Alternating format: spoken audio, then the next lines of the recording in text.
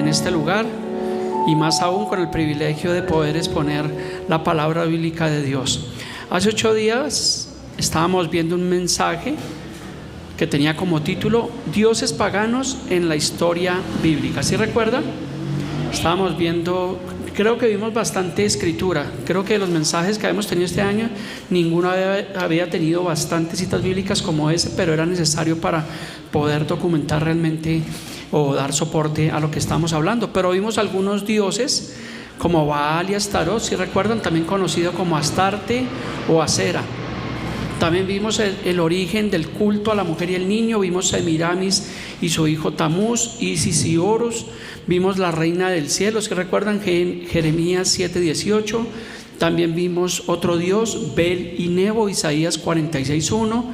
También estuvimos viendo Diana de los Efesios, allí en el capítulo 19 del libro de los Hechos, también conocida como la diosa griega Artemisa. También vimos Moloch, un dios pagano a quien se le ofrecía hijos para pasarlos por fuego, Levítico 18:21. También vimos Dagón, recuerdan, el dios de los filisteos, Jueces capítulo 16. Vimos también a Tamuz, dios mesopotámico de la fertilidad, en Ezequiel capítulo 8. De allí en el capítulo 8 de Ezequiel también encontramos la adoración y el culto al sol. También vimos Nisroch, un dios asirio venerado en cuyo templo fue asesinado el rey Sennacherib. ¿Por quién? Por sus hijos. También estuvimos viendo a Rimón, que era una deidad siria importante, identificada con el dios de la tormenta Baal Hadad, en Segunda de Reyes 5.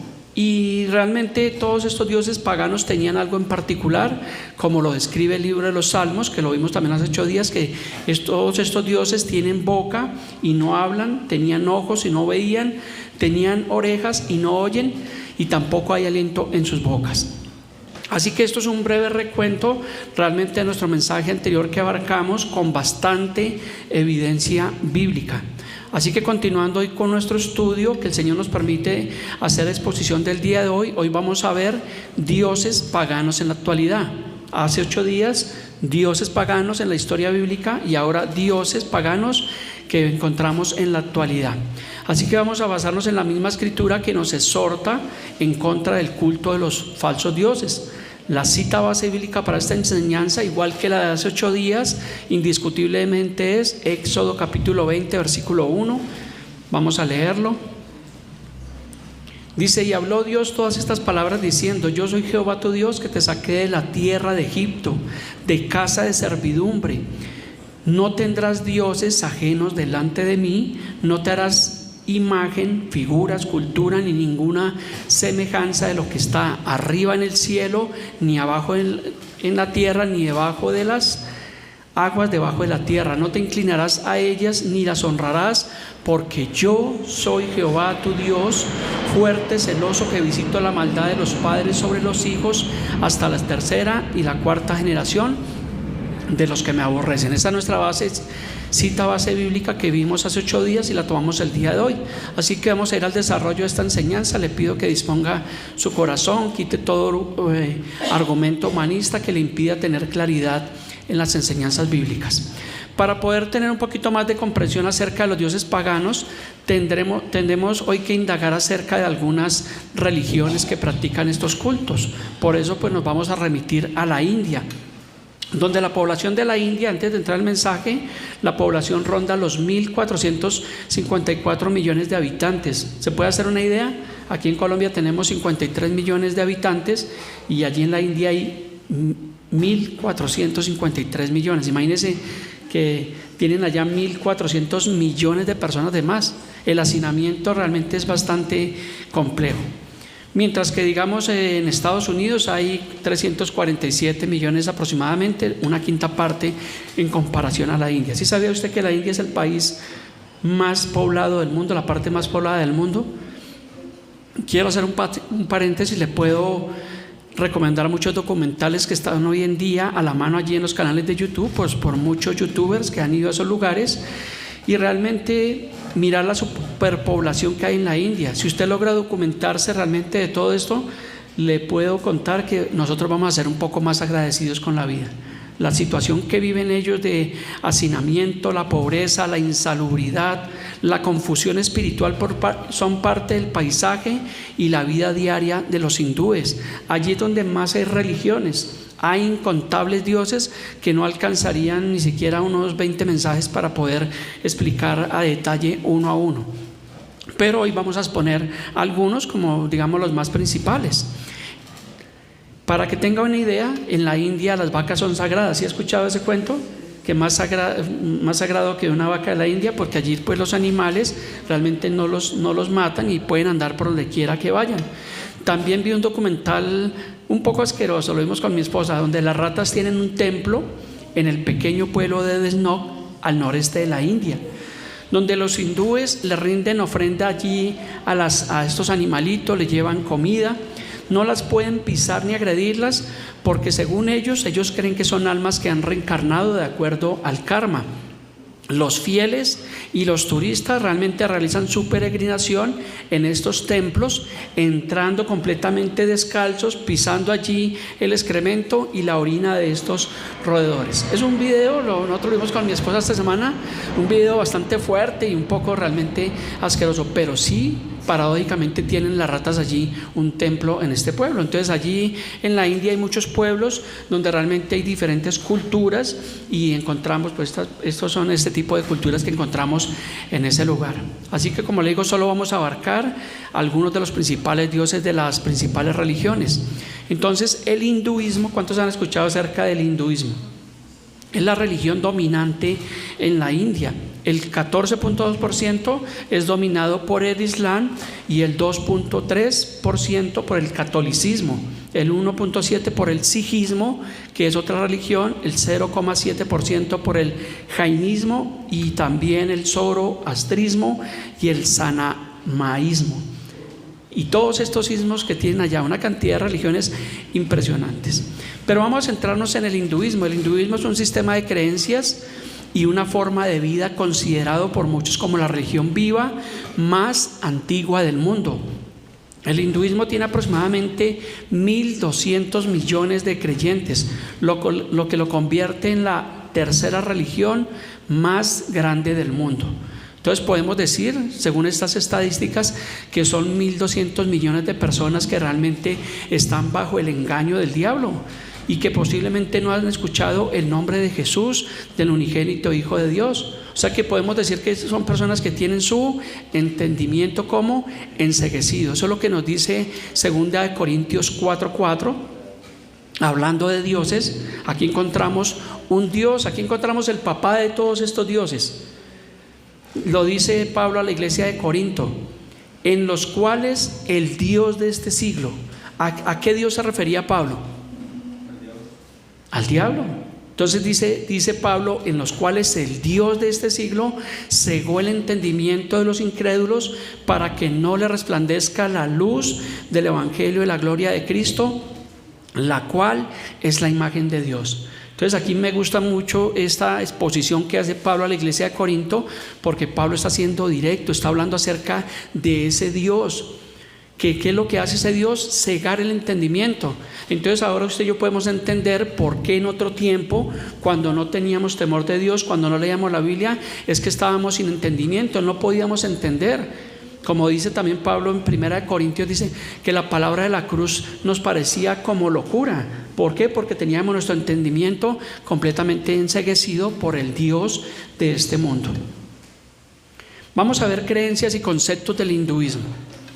Aunque el tema de hoy no son las religiones, pero tenemos que meternos en algunas religiones para poder encontrar realmente y entender realmente los dioses a los que ellos rinden realmente culto. Entonces, ellos en el hinduismo tienen a Brahman y Atman, que es el núcleo del hinduismo, que es la creencia del Brahman, la fuerza vital universal o la realidad última que abarca toda la existencia.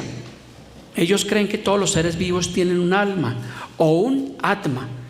Vamos a ver qué nos dice la Biblia acerca si nosotros los seres humanos tenemos un alma. ¿Qué dicen ustedes? ¿Sí tenemos un alma? Recuerde que somos alma, espíritu y un cuerpo. 1 Corintios 15:45 lo dice claramente. Dice, así también está escrito, fue hecho el primer hombre, Adán, ¿cómo fue? Un alma viviente. Y el postrer Adán, refiriéndose a Cristo, espíritu vivificante. También en Génesis 35:18, cuando murió Raquel, dice: y aconteció que al salírsele el alma. Aquí nos da una gran enseñanza, que cuando las personas mueren, cuando un ser humano muere, ¿qué es lo que dice la palabra de Dios? Que se le sale algo. ¿Qué se le sale? Se le sale el alma, porque la Biblia dice que el cuerpo sin el alma está muerto. Por eso la muerte significa una separación. Cuando hay muerte física, se separa el cuerpo vuelve al polvo de la tierra, según Génesis 3:19, y el alma, el espíritu, vuelve realmente a Dios. Y esto es lo que nos dice aquí la Escritura. Este tema lo hemos expuesto en un mensaje que tenemos, que se llama Alma, Espíritu y Cuerpo, por si usted quiere realmente argumentarse más del tema. También encontramos que el hinduismo es una religión, ellos dicen que es una religión monoteísta, pero podemos ver que es una religión politeísta. ¿Qué significa politeísmo? Que tienen varios dioses, a comparación del cristianismo, que es una religión monoteísta, o sea, un solo Dios. Esto es bueno entender a veces estos conceptos. Primera de Juan 5:7, para corroborar que el cristianismo es una religión catalogada, ¿no? Porque si alguien me pregunta a mí que si el cristianismo es una religión, para mí no es una religión, es una relación con el unigénito Hijo de Dios. Lo que pasa es que afuera el mundo nos ve como una religión. Dice Primera de Juan 5:7, dice: porque tres son los que dan testimonio en el cielo, el Padre, el Verbo y el Espíritu Santo. Dice: y estos tres son uno, un solo Dios. Los hindúes además creen en la reencarnación. Esta semana una mujer de un conjunto, la señora que hace el aseo, yo le predico a ella cada vez que tengo la ocasión. Diariamente también le envío el mensaje que le envío a ustedes. Y ella me preguntó acerca de la reencarnación. Y yo le dije a ella: muy buena pregunta. A mí me gustan las preguntas. Entonces ella me estaba preguntando acerca de la reencarnación, y los hindúes creen en la reencarnación. Yo creo que lo único que se le encarna a uno son las uñas. Se le han encarnado las uñas del dedito, que eso sí duele, eso es feo. Ojalá no se le vaya a encarnar una uña, porque eso es terrible. Pero los hindúes sí creen en la reencarnación. Ellos creen en el ciclo del nacimiento, muerte y renacimiento. Ellos también creen que el alma es eterna y renace en diferentes cuerpos hasta alcanzar la salvación. Por eso es que ellos no agreden ni a las ratas ni a los animales, pensando de que ellos en la reencarnación, de acuerdo al karma, pueden reencarnar en alguno de esos animalitos. ¿Sí sabía esto? Es bueno saberlo. Así que este mensaje de dioses paganos en la actualidad nos permite sacar a la luz mentiras de estos dioses paganos y de sus creencias mentirosas y paganas, que llevan al error a muchos a creer que existe la reencarnación.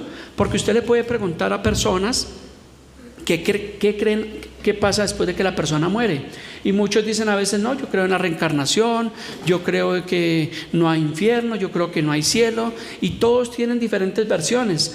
Pero siempre es bueno mirar realmente qué dice la Biblia. Entonces mi respuesta que yo le di a esta señora, como se la doy a algunos de ustedes que no saben, es que el cristianismo no enseña acerca de la reencarnación. La Biblia no lo expone. Lo que sí enseña la Biblia es Hebreos 9:27. Dice: de la manera que está establecido para todos los hombres. Aquí incluye católicos, romanos, hinduistas, budistas, de toda nacionalidad o de toda lengua. Dice: está establecido para todos los hombres que mueran, ¿cuántas veces? Una sola vez. Entonces aquí ya se cae la teoría de la reencarnación, porque la reencarnación es que nacen, se reproducen, mueren y vuelve el ciclo nuevamente a la vida. Aquí dice que está establecido que mueran una sola vez, y después de esto, ¿qué vendrá? El juicio. O sea que tú y yo, tarde que temprano, vamos a enfrentar un juicio. Y ojalá que ese juicio para los creyentes sea el tribunal de Cristo, un juicio de salvación. Mientras que para el resto de la humanidad que rechazó a Cristo va a ser el juicio del trono blanco, donde van a ser abiertos los libros. Muchos de ustedes ya lo conocen. Serán abiertos los libros, y otro libro que es el libro de la vida. Y Dios permita que nuestros nombres estén escritos realmente allí en ese libro. Continuemos en el hinduismo. Ellos también hablan del karma. ¿Sí ha escuchado esa palabra? Que usted tiene algo y usted dice, uy, qué karma. Pues eso, aparte de ser un dicho, es algo que está latente en el hinduismo. El karma son las acciones de una persona en su vida actual, las cuales determinan su destino y su condición en la próxima vida. ¿Qué significa? Que de acuerdo como usted se porte en esta vida, usted en la siguiente va a reencarnar de acuerdo a lo que usted haya sido. Esto realmente se traduce, podríamos decirlo que se traduce en obras. Como usted se porte, usted va a hacer. Entonces vamos a ver qué dice la Biblia acerca de las obras. Efesios 2, versículos 8 y 9. Dice la palabra de Dios: porque por gracia somos salvos por medio de la fe en el Señor Jesucristo. Dice, y esto no de vosotros, pues es don de Dios, no por obras, para que nadie se gloríe. Pero recuerde que las obras son el resultado de decir que amamos a Dios. Las buenas obras, el portarnos bien, el ser buen esposo, buen padre, buenos hijos, buenos vecinos, buenos trabajadores, ese es el resultado de decir que tenemos temor de Dios. Porque no podemos decir que amamos a Dios y continuar siendo como era nuestra vida pasada sin Cristo. Por eso el Señor Jesús dijo: por sus frutos los conoceréis. Cada uno de vosotros tiene que dar frutos. Si yo voy a la casa del hermano Gilbert, pues su esposa me va a decir: no, es un buen hombre, es juicioso, es buen padre. Pero si yo voy a la casa de algún hermano y me dicen: no me hable de ese desgraciado que no lo quiero ni ver, porque es que aquí no sirve para nada. Y eso que va a la iglesia, ese vas a calentar silla por allá. Y lamentablemente pues a veces son testimonios que nosotros podemos escuchar. Entonces como cristianos tenemos que realmente dar buenos frutos. Pero recuerde que no somos salvos por los frutos ni por las obras, sino por la fe en el Hijo de Dios. Pero es algo que está latente en la vida cristiana. También en el hinduismo se habla del dharma, que es la creencia en las obligaciones y en los deberes morales de cada ser viviente que deben cumplir. Es la conducta adecuada a la ley natural que mantiene el orden universal. O sea que ellos, a pesar de su creencia, de sus dioses, realmente ellos también tienen un manual de conducta y unas obligaciones. Nuestro objetivo para los cristianos realmente es la vida eterna. Pero la pregunta que muchas veces hacemos, no me la vaya a responder hermano Gilbert: ¿qué es la vida eterna para el creyente cristiano? ¿Qué es la vida eterna? Si alguien te preguntara, si tú estás en tu casa con tus vecinos y alguien te pregunta: ¿qué es la vida eterna? Hermano, cuénteme qué dice su pastor, qué dice la Biblia. Juan 17:3, grábeselo, apréndalo. Dice: y esta es la vida eterna. Dice: que te conozcan a ti, el único Dios verdadero, y a Jesucristo a quien has enviado. Esa es la vida eterna. Así de sencillo. Cuando alguien le pregunte qué es la vida eterna, tenga presente Juan 17:3. Un resumen bastante claro y bastante contundente. Seguimos en el hinduismo. Ellos practican el yoga y la meditación. Hoy en día también en Latinoamérica muchas personas practican el yoga y la meditación trascendental, que esto no es de Dios, esto realmente es de las tinieblas. Son prácticas utilizadas para conectarse con el espíritu y lograr la purificación. El yoga, no la yuca, iba a decir, ya estoy pensando en el almuerzo. El yoga es una disciplina física, mental y espiritual que se combina con una serie de posturas físicas, técnicas de respiración, y a menudo también se incorpora la meditación. ¿La meditación es buena o es mala? Muchas gracias. La meditación también es bíblica, pero no ese tipo de meditación trascendental, sino vamos a ver qué dice la Biblia de la meditación. Salmo 119, 97. No es que usted va a llegar a su casa y el pastor dijo: tenemos que meditar, y usted se ponga ahí no, eso no es. Mírelo cómo tenemos que meditar. Salmo 119, 97. Dice el escritor a los salmos: oh, cuánto amo yo tu ley, todo el día es ella mi meditación. Pero si yo te preguntara: ¿en qué meditaste en esta semana?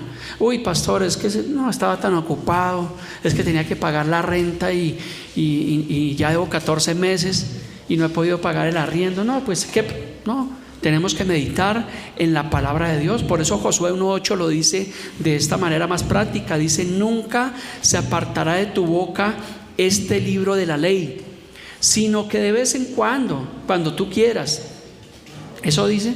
No. Eso dice el mundo, pero la Biblia dice, sino que de día y de noche meditarás en él, para que guardes y hagas conforme a todo lo que está escrito, porque entonces harás prosperar tu camino y todo te saldrá bien. ¿Quieres que te vaya bien en la vida? ¿Quieres ser próspero y bendecido? ¿Qué tenemos que hacer? ¿Pactar? ¿Sembrar? No, eso son mentiras del diablo.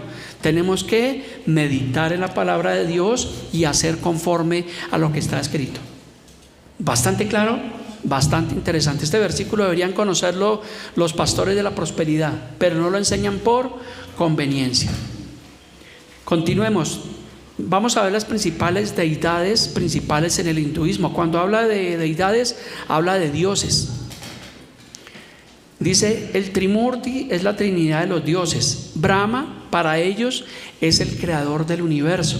Según la mitología, Brahma, aunque no es un ser supremo en sí mismo, sino una manifestación de la fuerza creadora del universo, dice, algunas leyendas del hinduismo, dice, o emerge de un huevo de oro la creación, que flota bajo las aguas primordiales, y en otras de una flor de loto que brota del ombligo de Vishnu. Esto es algo, yo leía esto, para este estudio decía, o sea, esto no es coherente, no tiene sentido. Algo que nosotros como cristianos o como personas, pues nosotros le ponemos sentido a las cosas. Cuando a usted lo llaman y le dicen, venga, se acabó de ganar un carro con 100.000.000 de pesos, pues a ver, usted le pone un poquito de sentido común, de lógica, y usted dice, de eso tan bueno no dan tanto. Pero hay algunos que se emocionan y van y consignan allá en el efecto. Entonces, siempre que hacemos un estudio acerca de una religión, de una situación, pues le ponemos sentido común, la lógica realmente a las cosas, y obviamente primordialmente, pues qué dice la palabra de Dios. Ellos dicen que ese huevo cósmico flotó hasta que se partió en dos, y que de esta división surgieron el cielo y la tierra, y de su interior emergió Brahma.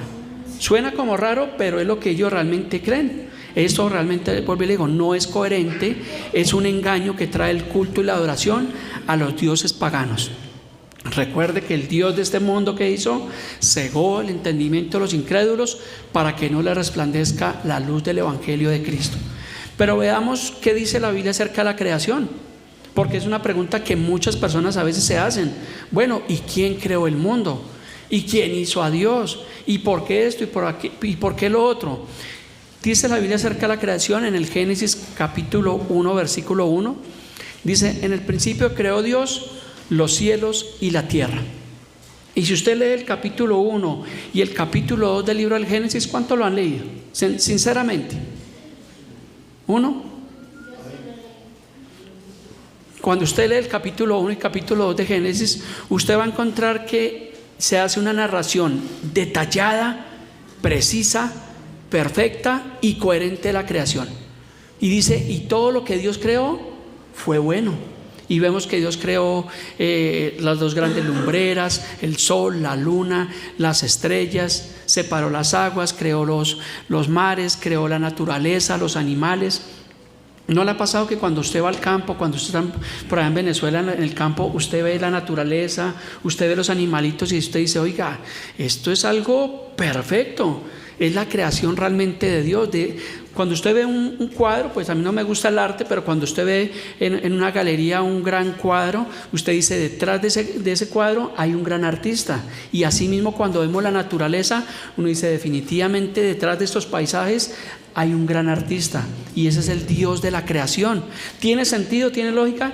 Claro que tiene lógica, pero el mundo no quiere creer. Dicen, no, fuimos creados del Big Bang, de una gran explosión de hace millones de años. Y cuando vemos las explosiones, vemos que de una explosión pues solo queda destrucción. Ayer en Tunja hubo unos atentados y hubo unas explosiones controladas, y vemos que cuando hay una explosión, ¿qué pasa? Que solo queda destrucción, desastre, caos. Entonces no es coherente realmente la teoría del Big Bang que le enseñan a los jóvenes en los colegios, sino realmente la teoría que más pesa para nosotros es que hay un gran creador, y ese es nuestro Dios.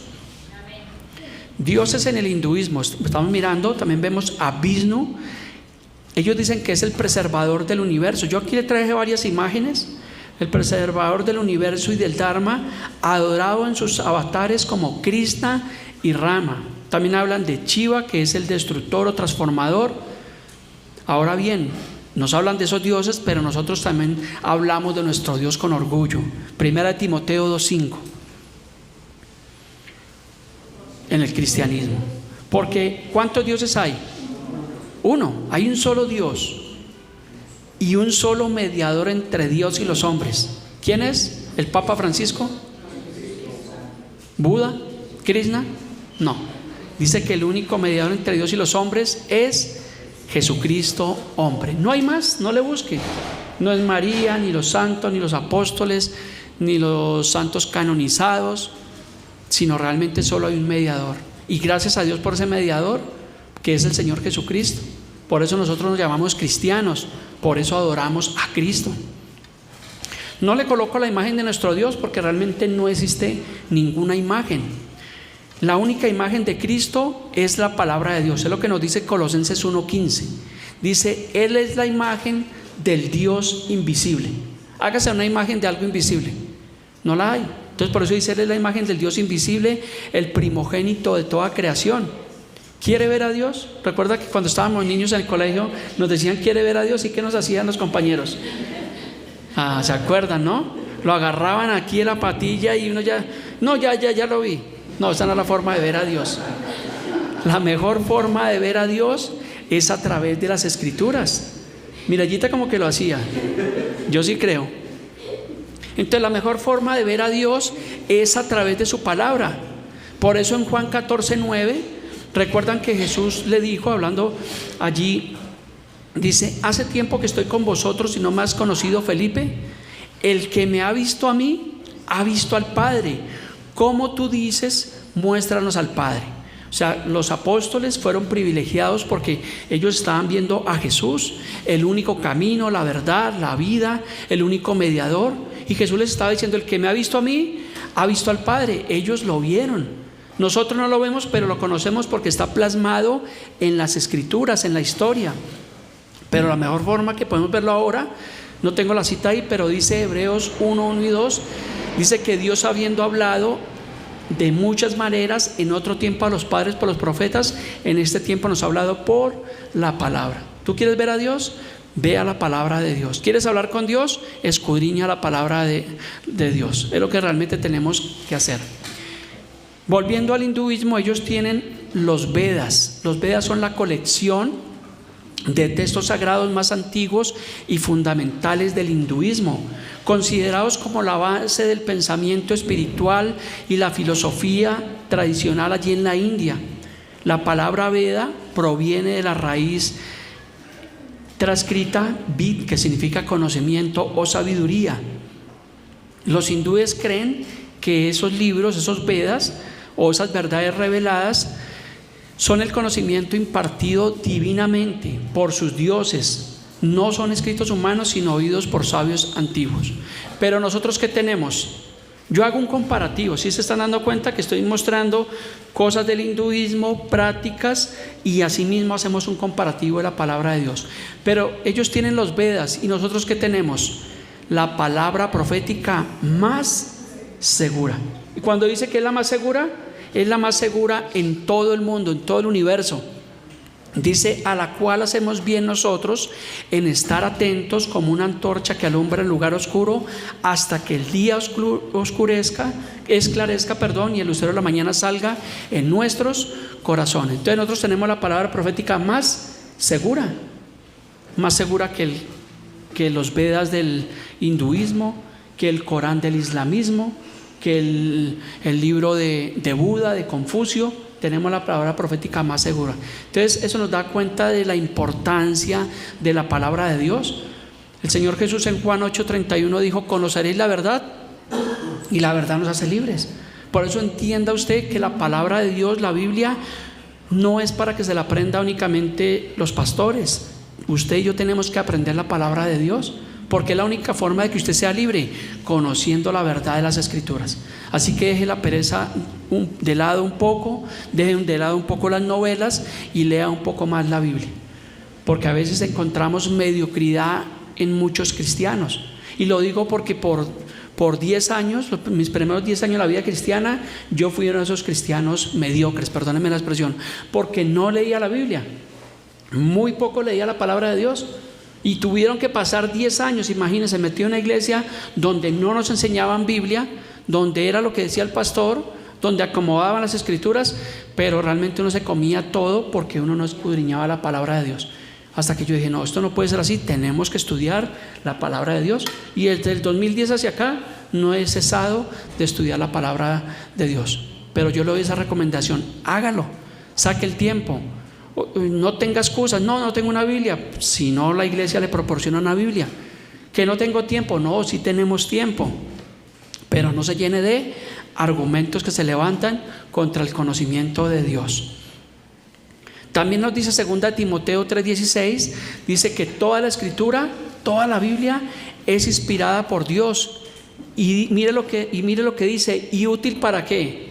Para enseñar, para redarguir, para corregir y para instruir en justicia. Yo sé que a muchos de ustedes les han dicho personas, venga, pero ¿usted qué va a creer en un libro que fue escrito por hombres? ¿Sí le han dicho? ¿Y usted qué dice? Ay, oiga, como que tiene razón. No, aunque la Biblia haya sido escrita por hombres, ciertísimamente es una inspiración de Dios.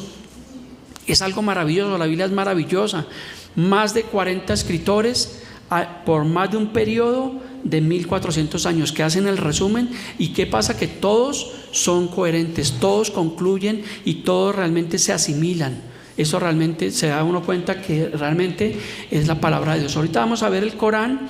A comparación del Corán, el Corán fue revelado a un solo profeta, que fue Mahoma, durante un lapso de 23 años. Entonces, ¿usted cómo puede creer a una sola persona que dice que Alá le reveló la verdad en 23 años, que creer a 40 escritores durante un periodo de más de 1400 años?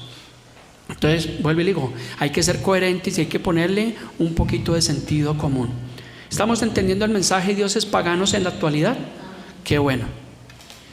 Estos mensajes son muy útiles y muy necesarios, porque realmente, os digo, el mundo hoy en día tiene muchas dudas, el mundo está en confusión. A veces las personas no saben ni qué creer, no saben ni siquiera ni qué es la verdad, porque todas las religiones, algo paradójico es que todas las religiones coinciden y dicen tener la verdad, o todas creen ser la verdad, pero hay que realmente ver qué es la verdad del Evangelio de Dios. Vamos a saltar del hinduismo al budismo. Quisiera abarcar muchas religiones para ver sus dioses, pero realmente el tiempo no nos daría. El budismo es una religión y una filosofía no teísta, lo que significa que sus seguidores no veneran a un Dios creador, sino que siguen las enseñanzas espirituales de bueno, no soy bueno para leer esto, Siddhartha Gautama, conocido como Buda, más bien, conocido como Buda, tanta palabrería para decir que es Buda, ¿cierto? Conocido como Buda o el Iluminado, una religión originada en la India hace más de 2500 años, donde su objetivo principal es encontrar la paz, la sabiduría y la liberación del sufrimiento a través de prácticas éticas y la meditación. ¿Sí conoce a los budistas y los ha visto en programas de televisión? Que se rapan la cabeza, se ponen una sábana, son gorditos y andan ahí en la meditación. Los budistas, al igual que los hinduistas, creen en la reencarnación y el sufrimiento. Eso es lo que se conoce como el samsara. Los budistas creen en la reencarnación y que la vida es un ciclo de la existencia, y el sufrimiento, que es el dukkha. El fundamento de las enseñanzas de Buda son las 4 nobles verdades. Nosotros tenemos 4 evangelios hermosos, Mateo, Lucas, Marcos y Juan, y ellos tienen 4 nobles verdades, que pues realmente no son verdades, sino son mentiras, ¿no? Que representan aspectos de los objetivos de la realidad. Se los voy a mencionar así rápidamente. Número 1, la verdad del sufrimiento, que la vida implica sufrimiento, insatisfacción y malestar. Número 2, la verdad de ellos es que el origen del sufrimiento surge del apego y el deseo, la codicia, el odio y la ignorancia. La verdad número 3 de ellos es la cesación del sufrimiento, que es posible poner fin al sufrimiento y a sus causas. Y la verdad número 4 Y en ese camino es lograr la liberación del noble camino óctuple. No sé qué es esta vaina, pero me suena completamente raro, porque vuelvo y digo, no tiene coherencia. El budismo no tiene un Dios creador, ellos sí no le atribuyen a Buda la creación, ni es una deidad suprema. Simplemente los budistas tienen a Buda, lo veneran y lo respetan profundamente como un maestro guía y un gran ser humano que alcanzó la iluminación espiritual, pero es catalogado obviamente como dioses paganos. También dentro de las religiones hinduistas está el zoroastrismo. ¿Sí les suena esto? Le suena como al chance, ¿no? Zoroastro, de allí viene. También conocido como Mazdayana, que es la devoción a Mazda. Y yo que quería comprarme un vehículo Mazda, por eso me gustan los Chevrolet y ahora tengo un Renault. Pero mire que estudiando esto se encuentra uno este tipo de cosas. Ellos tienen una devoción a Mazda, era un dios. Aquí es un carro, ¿no? Es un carro japonés. Pero es una de las religiones también más antiguas del mundo, fundada por el profeta Zoroastro en el antiguo Irán, probablemente entre el año 1500 y el año 1000 antes de Cristo. Fue la religión del imperio persa durante siglos y tuvo una gran influencia significativa en las tradiciones religiosas posteriores como el judaísmo, el cristianismo y el islam. Yo ayer preparando este mensaje, yo decía, lo único que yo le puedo agradecer al catolicismo es una cosa, es que el catolicismo por lo menos en la tradición nos enseñó realmente, porque hablan de Cristo, aunque tienen un mal enfoque, nos hablan de Cristo, algo hablan de la Biblia, porque parte de todas esas tradiciones y estos dioses dependen a la cultura y las tradiciones de ellos. Si nosotros nos hubiéramos criado en la India, posiblemente estaríamos bajo la influencia de algún dios pagano o la influencia de alguna de estas religiones falsas.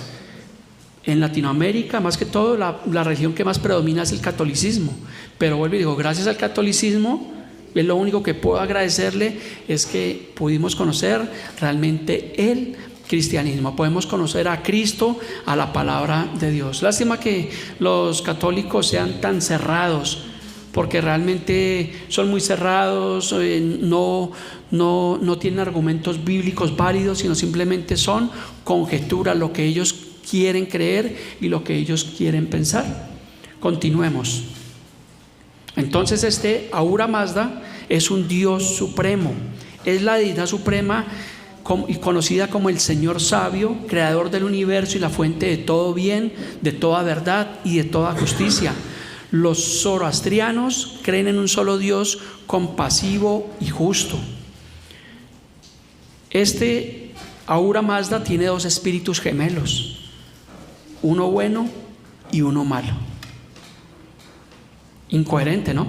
Otra mentira del Dios de este mundo, del diablo, para que ha cegado realmente el entendimiento de los incrédulos, para que no les resplandezca la luz de Cristo. Para ir concluyendo, vamos a ver otra religión que preocupa mucho y que está siendo expandida en estos tiempos, y es el Islam. ¿Cuántos hemos escuchado el Islam?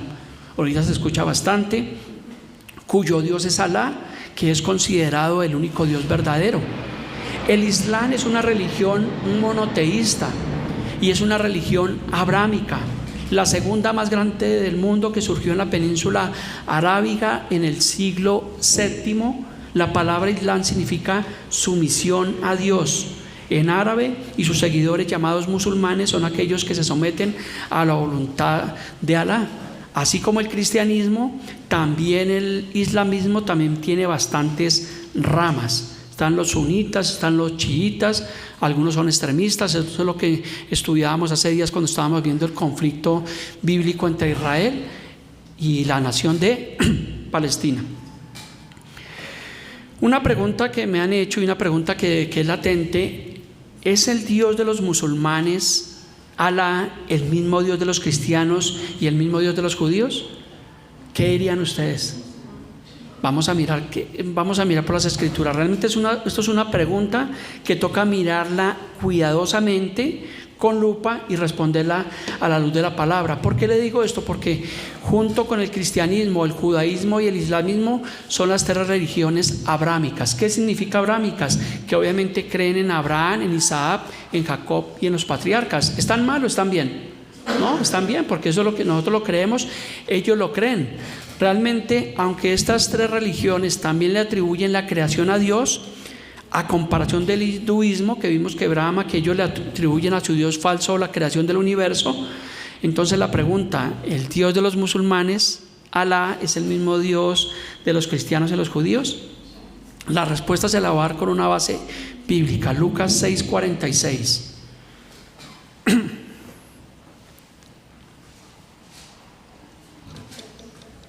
Lucas 6:46. ¿Por qué me llamáis Señor, Señor y no hacéis lo que yo digo? Cuando usted le puede preguntar a cualquier persona, a su familiar, a su amigo, a su conocido, pregúntele a cualquier persona si cree en Dios. ¿Y qué le va a decir? Que sí cree en Dios. Pero la pregunta es, ¿en cuál Dios está creyendo?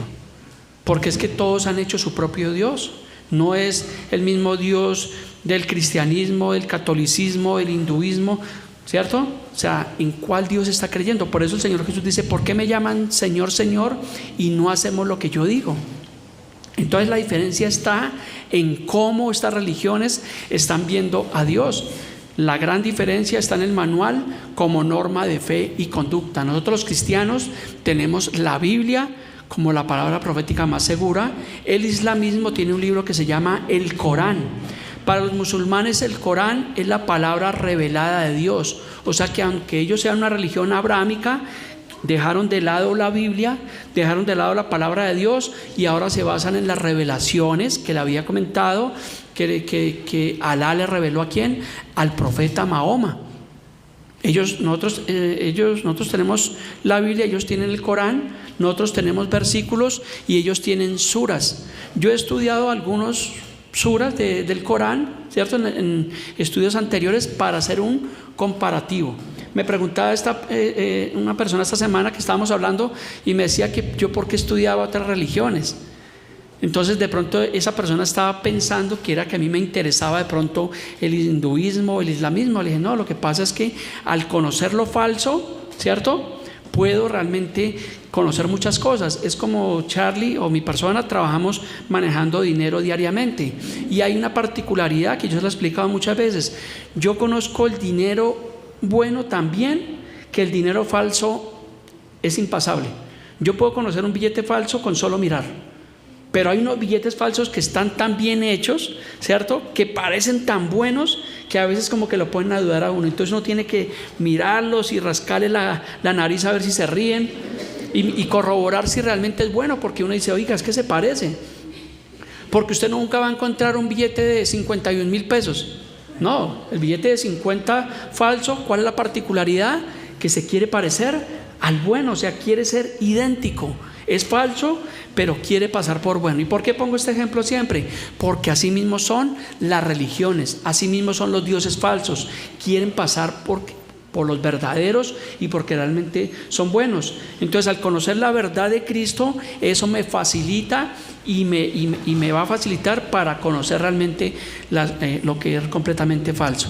Y a mí como pastor y a usted como cristiano nos debería de pronto escudriñar, mirar, conocer otras culturas, otras religiones, porque muchas veces cuando usted y yo estamos predicando, muchas personas nos hacen preguntas y a veces ¿qué pasa? Que si no conocemos, ¿qué hacemos? Espero hoy traigo un tinto, para evadir completamente la respuesta, porque no tenemos un conocimiento.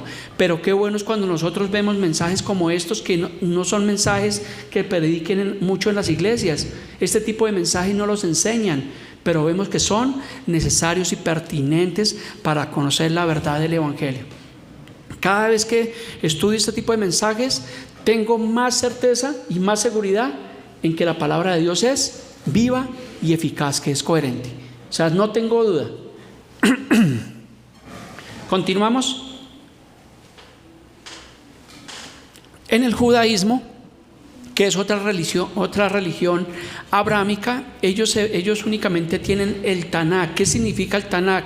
Los 39 primeros libros del Antiguo Testamento, y se basan en la Torá, que es o el Pentateuco, que son los primeros 5 libros de la Biblia.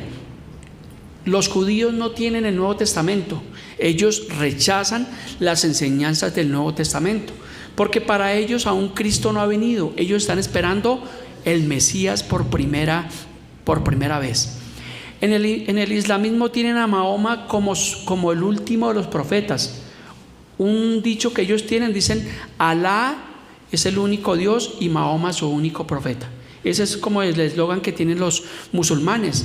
Si usted ve ahorita Europa, lo que es España, lo que es Italia, el islamismo ha tomado bastante fuerza. Y cuando entran estas religiones, ¿qué pasa? Que ellos, lo que no hacemos nosotros de predicar, de hablar las buenas nuevas de salvación, ellos sí van con su religión. Y muchas personas, como no tienen conocimiento, ¿qué pasa? Que terminan convirtiéndose al islamismo. Por estos días, el alcalde electo de Nueva York en estos días fue elegido el alcalde, y él es un musulmán, él es de origen musulmán. Veamos, se llama, por acá lo tengo, permítame. Bueno, por acá lo tenía. Continuemos. Entonces, aquí estamos. Entonces, en el judaísmo, ¿qué pasa? Que ellos aún están esperando a Jesús por primera vez. Pero mire que paradójicamente los musulmanes, ellos también están esperando a un Mesías, a un Salvador. Ellos lo llaman el Mahdi.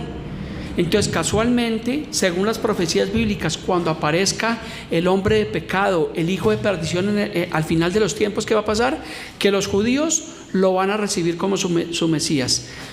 Los musulmanes lo van a recibir como su Mahdi, y los cristianos que queden en ese tiempo, los cristianos inconstantes, pues van a creer que realmente es un Dios. Va a ser el gran engaño al final de los tiempos. Miren lo que dice Juan 1:11, dice: a lo suyo vino, pero los suyos no le recibieron. Y en Juan 5:43 el Señor Jesús dice: yo he venido en nombre de mi Padre y no me recibisteis. Si viniere otro en su propio nombre, a ese recibiréis. Así que cuando aparezca este hombre, el hijo de pecado, que habla, según de Tesalonicenses, que habla las Escrituras, va a ser realmente el engaño final. Los musulmanes creyendo que es su Mahdi Salvador, los judíos pensarán que es su Mesías, y los creyentes confundidos pensarán que es el propio Dios. La expansión y la propagación del islamismo en estos tiempos en Europa es bastante fuerte.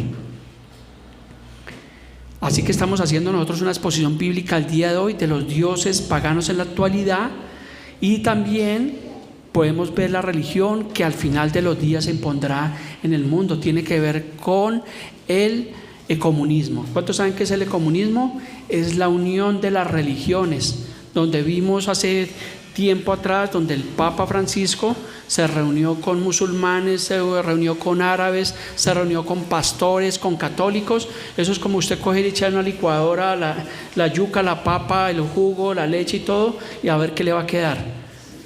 Eso mismo están haciendo hoy en día, y eso es la religión que va a predominar en el mundo, y va a ser completamente un engaño. Y recuerde que hay un versículo bíblico que dice que por cuanto no creen a la verdad del Evangelio del Señor, ¿qué pasa? Que Dios mismo enviará un espíritu a la tierra para que crean en la mentira. ¿Por qué? Por cuanto las personas rechazan la verdad. Así que si nosotros como cristianos nos rehusamos a la verdad del Evangelio, pues posiblemente un día vamos a caer en engaño. Y tristemente he visto personas, de las pocas que conozco, que se han apartado del Evangelio y ahora siguen unas cosas que realmente ellos ni se lo creen. Terminan creyendo en dioses ajenos, dioses paganos, en la fe, en la suerte, en la suerte, en la sábila, un poco de cosas que realmente son catalogados como dioses realmente paganos. Y quiero, para finalizar, hablar del último Dios que se va a levantar en los últimos tiempos. Miren lo que dice Apocalipsis 13:4. Esto es para el fin de los tiempos, una profecía bíblica que está por cumplirse. Apocalipsis 13:4 dice: y adoraron al dragón, que había dado autoridad a la bestia. ¿Y adoraron a quién? A la bestia, diciendo: ¿quién como la bestia? ¿Y quién podrá luchar contra ella? digo yo, estos son muchas bestias de ir a adorar realmente a un hombre, al hombre que se va a levantar, al hombre de pecado.